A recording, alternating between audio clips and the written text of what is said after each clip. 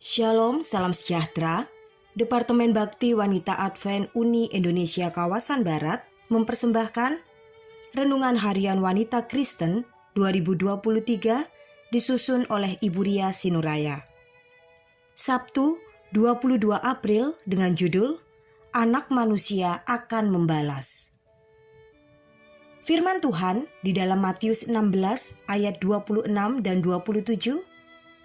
Apa gunanya seorang memperoleh seluruh dunia tetapi kehilangan nyawanya? Dan apakah yang dapat diberikan sebagai ganti nyawanya? Sebab Anak Manusia akan datang dalam kemuliaan Bapanya diiringi malaikat-malaikatnya. Pada waktu itu, Ia akan membalas setiap orang menurut perbuatannya. Nasihat firman Tuhan dalam buku Matius pasal 5 ayat 9. Berbahagialah orang yang membawa damai, karena mereka akan disebut anak-anak Allah.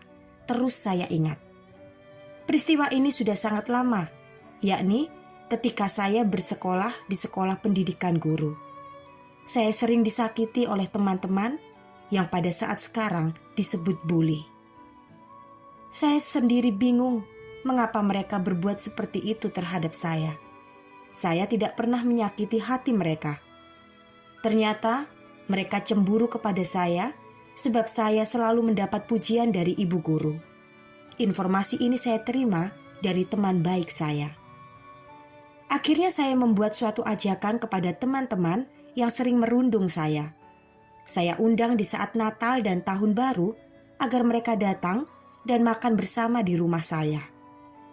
Wah, masih juga ada yang bilang, "Jangan mau, nanti kita dikasih makanan haram."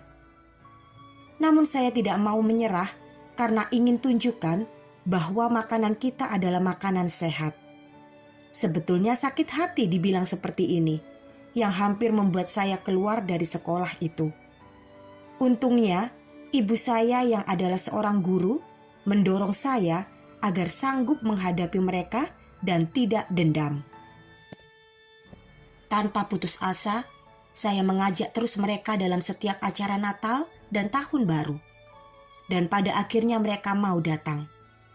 35 tahun kami telah berpisah, tapi yang sangat luar biasa adalah ketika saya mengetahui bahwa orang yang sering menyakiti hati saya itu mencari-cari saya terus melalui media sosial.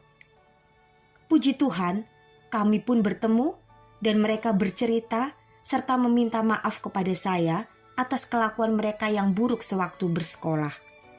Kabar baiknya adalah mereka sudah mengenal Yesus sebagai juru selamat.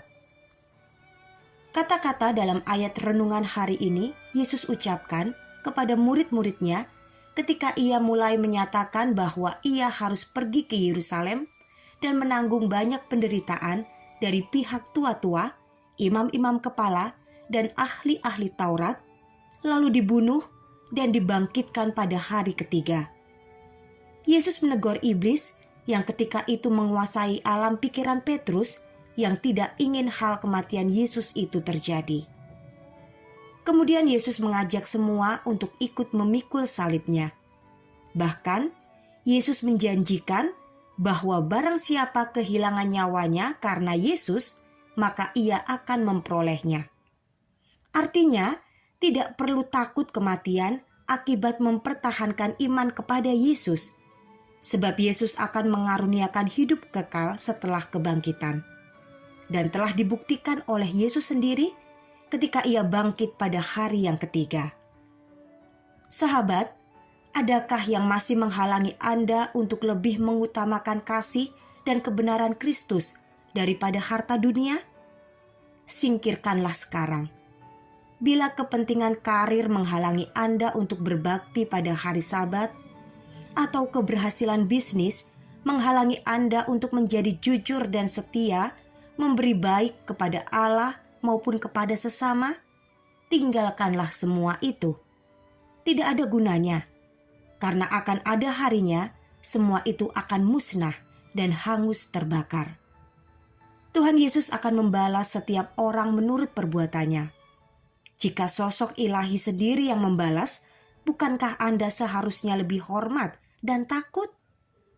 marilah pergunakan sisa waktu yang ada untuk selalu mencari Allah dan kebenarannya sebelum semuanya terlambat. Kiranya Tuhan memberkati kita semua sepanjang hari ini.